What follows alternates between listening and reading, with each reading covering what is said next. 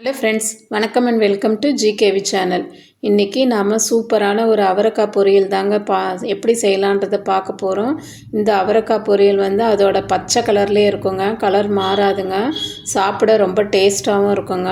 அவரைக்காய் பிடிக்காதவங்க கூட இந்த மாதிரி செஞ்சு கொடுத்தீங்கன்னா ரொம்ப விரும்பி சாப்பிடுவாங்கங்க. டேஸ்ட் அவ்வளோ சூப்பராக இருக்குங்க. வாங்க எப்படி செய்யலான்றதை பார்க்கலாம். அதுக்கு ஒரு கடாயில் கொஞ்சமாக எண்ணெய் ஊற்றிருக்குறாங்க.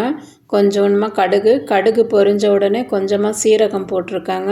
சீரகம் போட்ட உடனே 4 உளுத்தம்பருப்பு, 4 கடலைப்பருப்பு போட்டு இருக்காங்க. அது கூட கொஞ்சமாக 4 கருவேப்பிலையும் சேர்த்துருக்குறாங்க. அது கூட ஒரே ஒரு காஞ்ச மிளகாய் விதை எடுத்துகிட்டு 2ஆக கிள்ளி போட்டிருக்குறாங்க. அது கூட தட்டி வச்சுருக்கிற பூண்டையும் போட்டு ஸ்லோ ஃப்ளேம்லேயே வச்சு நல்லா வதக்கணுங்க. கடலைப்பருப்பும் உளுத்தம்பருப்பும் கருகிடாமல் நல்லா ஸ்லோ ஃப்ளேம்லேயே வச்சு நல்லா வதக்கணுங்க. அது கூட வெங்காயத்தையும் பொடியை நறுக்கி வச்சுருக்கிற வெங்காயத்தையும் சேர்த்து நல்லா வதக்கணுங்க. லோ ஃப்ளேமில் தாங்க வச்சு செய்யணும், எதுவும் ஹை ஃப்ளேமில் வச்சு செய்யக்கூடாது, கருகி போயிடும், பருப்போட கலரும் மாறி போயிடுங்க. அதனால எல்லாமும் லோ ஃப்ளேமில் தாங்க வச்சு செய்யணும். இப்போது நான் தனியாக அவரைக்காயை சின்ன சின்ன பீஸாக கட் பண்ணி கழுவி எடுத்து வச்சுருக்குறாங்க. இப்போ வெங்காயம் நல்லா வதங்கிருச்சுங்க. அது கூட கட் பண்ணி வச்சுருக்கிற இந்த அவரைக்காயையும் சேர்த்து நல்லா வதக்கலாங்க. எல்லாமே ஸ்லோ ஃப்ளேமில் வச்சு தாங்க செய்கிறேன், எதுவும் ஹை ஃப்ளேமில் வைக்கலை, எல்லாமே மீடியம் ஃப்ளேமில் வச்சு தாங்க செய்கிறேன். கட் பண்ணி வச்சுருக்கிற அவரைக்காய் எல்லாத்தையும் சேர்த்துட்டு நல்லா 2 நிமிஷம் சிம்மிலே வச்சு வதக்கி கொடுக்கணுங்க. நல்லா வதக்கி கொடுத்த உடனே அவரைக்காய் நல்லா ஸ்லோ ஃப்ளேம்லேயே வதக்கணுங்க.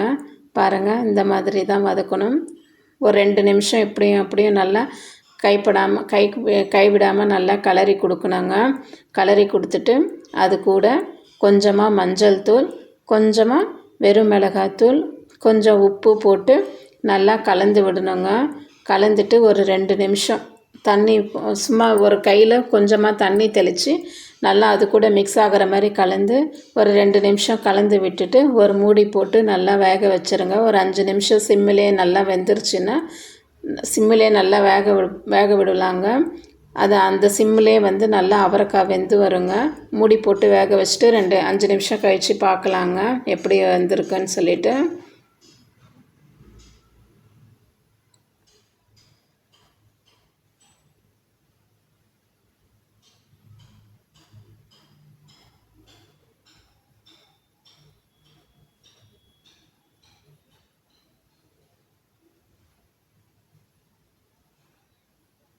தண்ணி ரொம்ப ஊற்றக்கூடாதுங்க, சும்மா லைட்டாக தெளித்தா போதுங்க. தண்ணி ரொம்ப ஊற்றிட்டா அதோட கலர் சேஞ்ச் ஆகிடுங்க. பாருங்கள், அவரைக்காவோட கலர் அப்படியே பச்சையாகவே இருக்குது பாருங்கள். இப்போது நல்லா மூடி வச்சு ஒரு 5 நிமிஷம் கழித்து பார்த்தா தண்ணி எல்லாம் நல்லா சுண்டி இருக்குது பாருங்கள். அவரைக்காவும் கலர் மாறவே இல்லை, அதே பச்சை கலரில் இருக்குது பாருங்கள். அவரைக்காயும் நல்லா வெந்திருக்கு, நல்லா வெந்து வந்திருக்குங்க. அவ்வளோதாங்க, ரெடி ஆகிடுச்சு.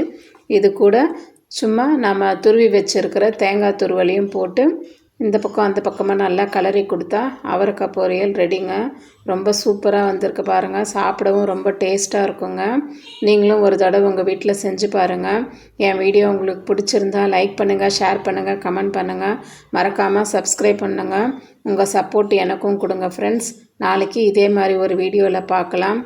தேங்க்யூ, பாய்.